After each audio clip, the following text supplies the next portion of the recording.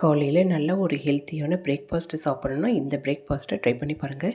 கருப்பு கொண்ட கடலையை ஒரு 6 மணி நேரம் ஊற வச்சு எடுத்திருக்கேன். இது கூட பார்த்திங்கன்னா கொஞ்சமாக ஜீரகம், பெருஞ்சீரகம் சேர்த்துக்கோங்க. 3 பல் பூண்டு, ஒரு துண்டு இஞ்சி, கருவேப்பிலை, கொத்தமல்லி, கேரட்டு. நான் இன்றைக்கி காலிஃப்ளவர் சேர்த்துக்கிறேன். நீங்கள் உங்களுக்கு வேணான்னா ஸ்கிப் பண்ணிவிடுங்க. இப்போ இதை நல்லா கொரப்பாக அரைச்சி எடுத்துகிட்டு இது கூட 1 டீஸ்பூன் கடலை மாவு, 1 டீஸ்பூன் ராகி மாவு சேர்த்துக்கிட்டு அதையுமே தோசை மாவு பதத்துக்கு நல்லா அரைச்சி எடுத்துக்கோங்க. இப்போ இது கூட தேவையான அளவுக்கு தண்ணி சேர்த்து நம்ம அடையாக செய்கிறதுனாலும் செய்யலாம், இல்லை தோசை மாவு மாதிரியும் செஞ்சுக்கலாம். நான் இன்றைக்கி வந்து கொஞ்சம் தான் ஊற்ற போகிறேன். அதனால் அதுக்கு தகுந்த மாதிரி மாவை கரைச்சி எடுத்துக்கிறேன். இது கூடவே கொஞ்சமாக கருவேப்பிலை, கொத்தமல்லி கட் பண்ணி சேர்த்துக்கோங்க.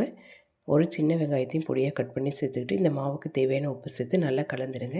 இப்போ ஒரு தோசைக்கல்லை நல்லா சூடுபடுத்திட்டு நீங்கள் உங்களுக்கு எந்த மாதிரி விருப்பமோ அந்த மாதிரி தோசை செஞ்சுக்கோங்க. குழந்தைங்களுக்கு நெய் சேர்த்து கொடுத்தீங்கன்னா டேஸ்ட்டு நல்லா சூப்பராக இருக்கும். இதை ஒரு சைடு நல்லா வேக வச்சுட்டு இன்னொரு சைடு நல்லா திருப்பி போட்டு வேக வச்சிங்கன்னா சூப்பரான கொண்டக்கடலை தோசை ரெடி ஆகிடும். கண்டிப்பாக நீங்களும் இதே மாதிரி செஞ்சு பார்த்துட்டு எப்படி இருக்குன்னு கமெண்ட்டில் சொல்லுங்கள். இது கூட தேங்காய் சட்னி வச்சு சாப்பிட்டு பாருங்களேன், நல்லா அட்டகாசமாக இருக்கும்.